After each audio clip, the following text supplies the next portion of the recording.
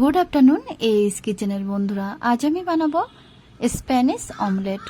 হাতে সময় না থাকলে খুব কম সময়ে চটজলদি এই অমলেটটা বানিয়ে ফেলতে পারেন অনায়াসে বাড়িতেই। তাহলে চলুন বন্ধুরা, দেখে নেওয়া যাক এই অমলেটের রেসিপিটা। আর এটা খেতেও কিন্তু খুবই টেস্টি। তাহলে চলুন দেখে নেওয়া যাক এই স্প্যানিশ অমলেটের রেসিপি। স্প্যানিশ অমলেট বানানোর জন্য এখানে আমি নিয়েছি 4টে ডিম, একটা আলু খোসা ছাড়িয়ে নিয়েছি, আর 2টো মিডিয়াম সাইজের পেঁয়াজ আর স্প্রিং অনিয়ন। এবার দেখুন আলুটাকে কেটে নেব। আলুটাকে একটু ছোট ছোট আকারে কেটে নেব, এরকম পাতলা করে কেটে নেব। তারপরে পেঁয়াজটা একদম ছোট করে কেটে নিচ্ছি। দেখুন পেঁয়াজগুলো কাটা হয়ে গেছে।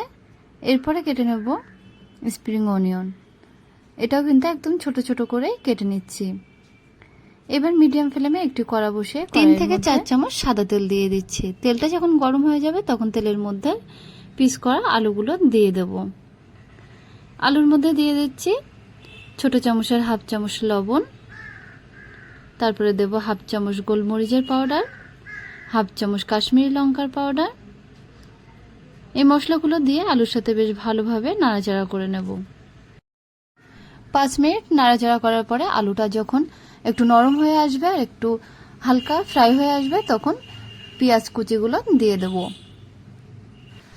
আবারও ছোট চামচের হাফ চামচ লবণ দিয়ে দেব। তারপরে পেঁয়াজ এবং আলুটা 5 থেকে 7 মিনিট ধরে নাড়াচাড়া করে নরম হয়ে আসবে যখন, তখন গ্যাসের ফ্লেমটা অফ করে দেব।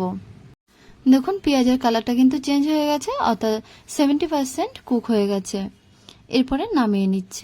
এরপর একটা বাটির মধ্যে এক এক করে ডিম ফাটিয়ে একটা বড় পাত্রের মধ্যে নিয়ে নেব। দেখুন 4টে ডিমই ফাটানো হয়ে গেছে। এবার ওই পাত্রের মধ্যে দিয়ে দেবো স্প্রিং অনিয়ন। স্প্রিং অনিয়নটা দিয়ে বেশ ভালোভাবে ডিমের সাথে মিক্সড করে নেব। তারপরে দিয়ে দিচ্ছি অল্প পরিমাণে লবণ, সেটা দিয়েও কিন্তু ডিমের সাথে মিক্সড করে নিচ্ছি। এবার 70% কুক হওয়া আলু এবং পেঁয়াজগুলো দিয়ে দেবো। ডিমের সাথে আলুগুলো বেশ ভালোভাবে মিক্সড করে নেব। তারপরে দেখুন একটা কড়াইয়ের মধ্যে 1 থেকে 1.5 চামচ বাটার দিয়ে দিচ্ছি। বাটারটা যখন মেল্ট হয়ে যাবে তখন ডিমের মিশ্রণটা দিয়ে দেব।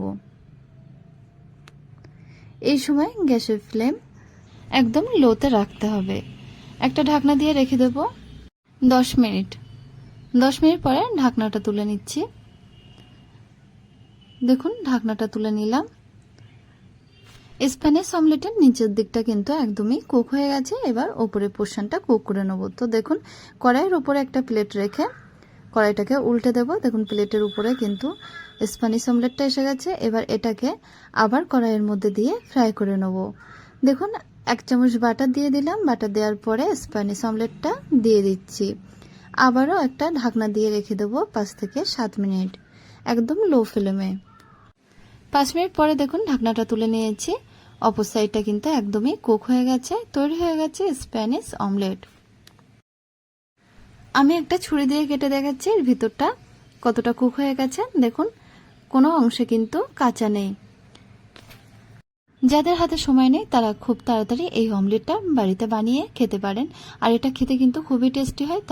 তাহলে বন্ধুরা আমার এই রেসিপিটা দেখে একবার বাড়িতে ট্রাই করে দেখতে পারেন। যদি ভালো লেগে থাকে অবশ্যই আমাকে কমেন্ট করে জানাবেন।